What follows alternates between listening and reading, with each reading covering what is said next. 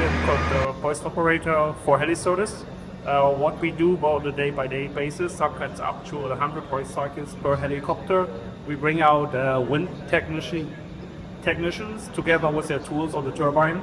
That's why we choose the AW169, because we have a very spacious cabin. What you see here, they have these orange tool badge, which we show later how to hoist them down. They are very big, they are heavy, and that's why we need that spacious cabin. We usually have 3 to 4 technicians in the cabin, which we hoist down and also fly to mainstream. We need that performance to stay in hover with this high amount of payload. Yeah, Dennis, talking about the cabin, can you explain us how the 169 cabin is versatile, how it's possible to change the configuration in a very short time? Yes, absolutely. So our customers, they demand us sometimes to fly our 2 teams of technicians. In the offshore configuration, we can have up to 8 passengers in the back. So we fly to an offshore installation, we land, we take out very easy 3 or 4 of the seats, and then we take from the baggage compartment the bags or the tools of the technicians or load, put it in the cabin, fly to the turbine twice, and then we fly there. That saves our customer a lot of fight. Okay. Can you show us how to perform a winch operation? Absolutely. Now you will see that Emis and Julien are going to prepare themselves. As you can imagine, doing such operation is very critical. Training is very important, and also standardization. In this phase, as you can imagine, we have the pilots in the cabin, so in the cockpit, sorry. So they are preparing the helicopter in hovering very close to the wheel, as Dennis was describing, as Falco was describing the picture before. Dennis now is preparing the hoist. As you can see, Julien is seated on the seat belt, and is ready to be translated to the hoist. Dennis is preparing everything. He has put the zap lead. The zap lead is a kind of cable in order to discharge all the electromagnetic energy that we have on the helicopter, and it's very important in order to avoid that the person on the cable gets a very high voltage strike. He's preparing his passenger. So as you can see, he's still now secured to the helicopter, and now he's moving to the hoist winch. And now it's going to bring it out and make it hoist.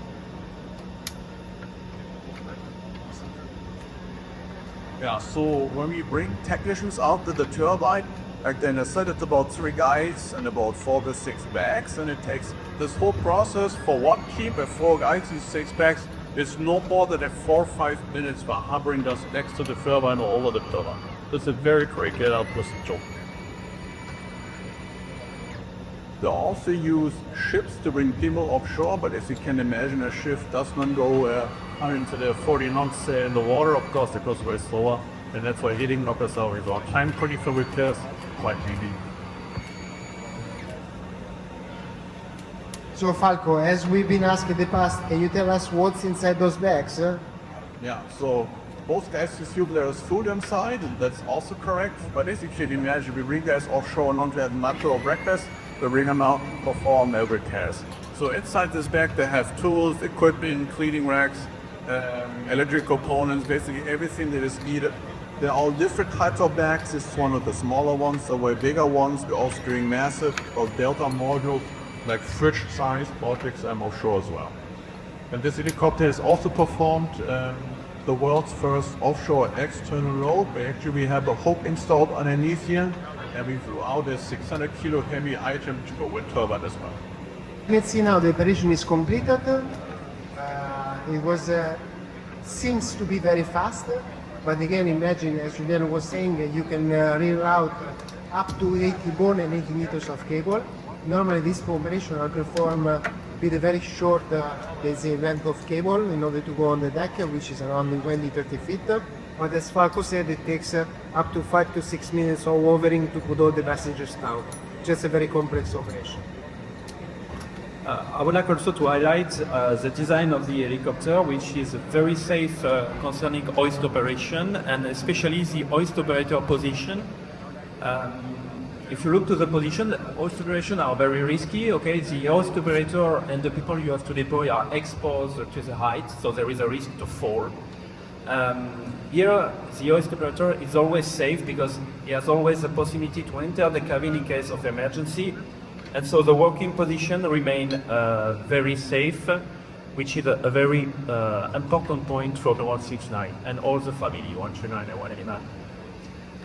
Other things, can you describe, Dennis, the type of equipment we are using during wind farm operation? Yes, so the passengers we transport, they usually wear a wetsuit. So in case we did that, they have warm protection for the cold water, because we usually operate very far out in the North Sea, and it takes sometimes up to an hour until such a rescue aircraft can come and survive it. The next thing is a harness, which they wear, and on the top of it they wear a life jacket with an integrated emergency breathing system. That means they have air for 2.5 minutes in case they need to escape the cabin underwater. Yeah, and we have to add also that all the equipment we are using in flight are certified for this type of activity.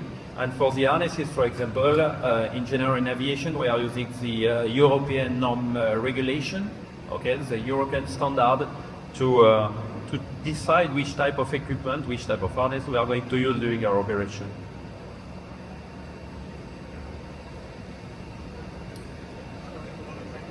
We were talking about a complex mission. To fight this kind of operation, as you can imagine, one has to trust the other. So it's very important that the pilot trusts what the hoist operator does. And in order to do this, the training is very, very important. So we, as Leonardo, strongly reinforce the fact that training is the key of success in order to make safety operation. And for this reason, we will show you that in Sesto Felemme in Italy, we have several training devices in order to reinforce this type of activities. Yes, the helicopter industry has been very good to make the helicopter safer, the training of the pilots, the training of the technician, very good also to improve the safety in operation. But since few years now with Leonardo, we have developed a lot of training program in order to reinforce also the training of the cabin crew in order to fulfill the gap. And as you can see on the mid-level here, in our training academy in Italy, also to Milano, we have developed the hoist operation simulator. The particularity is that it's a mix between a real hoist operation and also a full virtual reality capability connected to a full flight simulator. Dario, you want to add something on the pilot training? Okay. Okay, as you can see here, Jean was highlighted that this simulator is interlinked with the full flight simulator where normally the pilot are doing the training. So we can have in Sesto Calendar at the same time the full crew, performing the training together. So we will have the two pilots sitting in their simulator in the close-by room, and in the back we will have the hoist operator performing his operation, like if we were in the real situation. And we can practice all sorts of things, going from the more basic stuff, going to the more advanced, and the most important thing, we can practice emergency procedures. As you can see, we develop also a physical cable in order to reproduce the behavior of the hoist cable during operation. The cable is very sensitive to the wind, to different type of pendulum, spinning, etc. And during this type of activities, the student has the opportunity to get the force feedback from the cable, and so we improve the training experience doing so.